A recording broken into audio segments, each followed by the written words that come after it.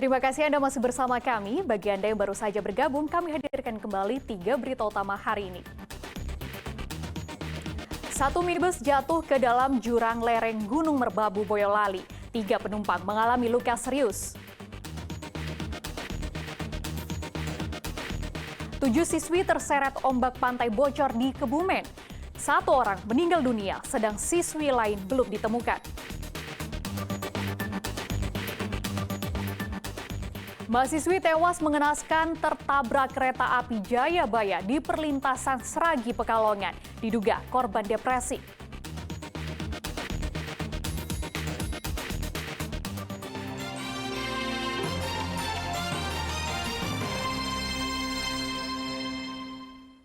Tujuh siswi terseret ombak pantai bocor di Kebumen saat sedang mandi di pantai.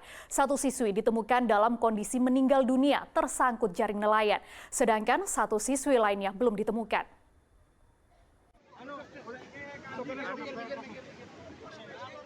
Ombak pantai bocor di desa Setrojenar, Kecamatan Bulu Pesantren, Kebumen membawa petaka bagi siswi MTS Minggu siang. 7 siswi yang sedang mandi dan bermain di tepi pantai terseret ombak besar dan terbawa ke tengah laut. Nah, salah satu siswi bernama Dea Ananda Pratiwi berusia 15 tahun tidak selamat. Korban ditemukan tersangkut jaring nelayan dalam kondisi sudah meninggal dunia. Warga berupaya menolong korban dengan membawanya ke tepian, namun nyawanya tidak tertolong. Jasad korban kemudian dibawa ke rumah sakit untuk divisum. Peristiwa terjadi saat korban bersama 6 temannya dari sebuah MTS di Kebumen berenang di tepi pantai. Tiba-tiba saja ombak besar datang menyeret mereka ke tengah laut. 5 siswi berhasil berenang ke tepian untuk menyelamatkan diri. Sedangkan korban bersama 1 lagi temannya terseret ke tengah laut. Teman korban bernama Aisyah hingga saat ini belum ditemukan. Kita datang ke TKP, kita pemantauan, ada Pak nelayan itu narik jaringnya atau jalannya, ternyata ada yang nyangkut 1, Pak. Nyatu, ditarik, terus sama kita dari TNI sama nelayan, akhirnya kita amankan, kita tarik ke darat, langsung kita bawa ke rumah sakit. Korban ada berapa? Untuk korban ada 2. Ada 2 semuanya cewek, semuanya putri. Yang sudah diamankan 1, sekarang di lokasi di rumah sakit. Diamankan di rumah sakit. Tadi masih ada 2 korban yang belum? Masih ada 1 yang belum. Tim gabungan melanjutkan pencarian terhadap korban terakhir pada hari Senin pagi. Wahyu Diono melaporkan dari Kebumen. Seorang mahasiswi sebuah perguruan tinggi di Kota Semarang tewas tertabrak kereta api Jayabaya jurusan Surabaya Jakarta di perlintasan Sragi, Pekalongan. Beberapa jam sebelumnya korban terlihat warga berada di perlintasan kereta.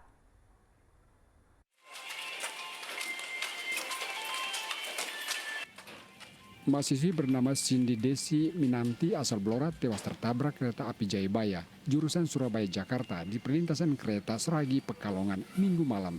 Korban meninggal dunia di tempat akibat luka serius pada bagian kepala.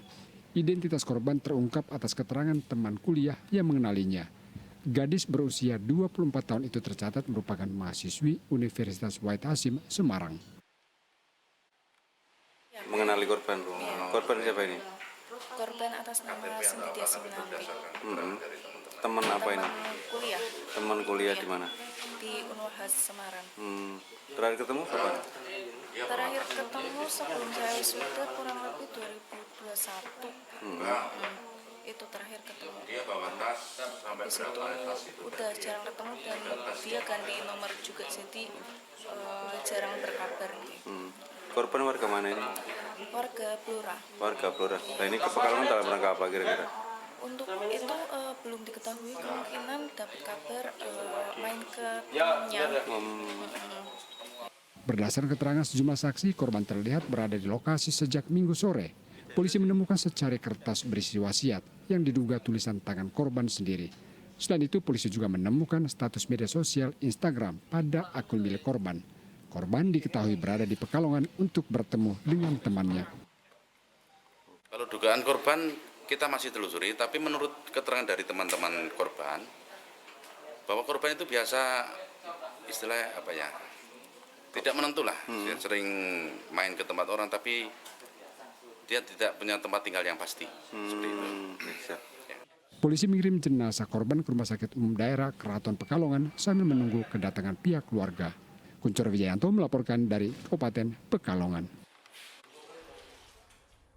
3 pekerja proyek puskesmas di distrik Beoga, Kabupaten Puncak, Papua Tengah, tewas diserang kelompok kriminal bersenjata atau KKB. Salah satu korban berasal dari Desa Talok, Kabupaten Tegal. Keluarga masih menunggu proses pemulangan jenazah.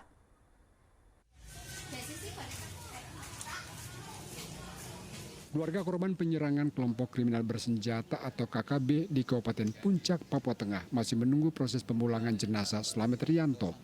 Slamet tewas diserang KKB saat mengerjakan proyek pembangunan puskesmas Beoga Barat di Kampung Jambul, distrik Beoga Barat, Kabupaten Puncak, Papua Tengah.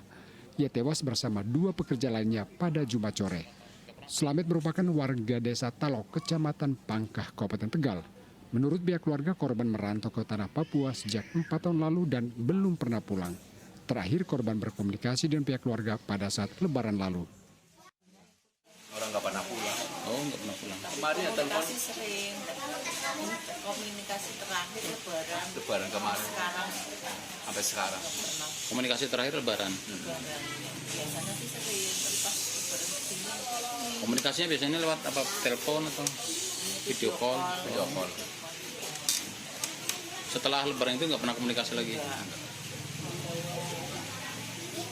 Berarti waktu diserang itu sedang membangun Ya, proyek bekerja. Bekerja menjadi saksi mata tuh sedang bekerja. Berapa orang yang korban di sana? Informasinya 3 orang. Diduga penyerangan dilakukan kelompok kriminal bersenjata pimpinan Aibon Koyoga karena permintaan uang jasa pengamanan tidak dipenuhi. Mereka menyerang 5 pekerja, 3 tewas dan 2 orang lainnya selamat. Kelompok Aibon diketahui telah membunuh 8 pekerja pembangunan Tower Distrik Beoga pada tahun 2022 lalu. Kuncoro Wijayanto melaporkan dari Kabupaten Tegal.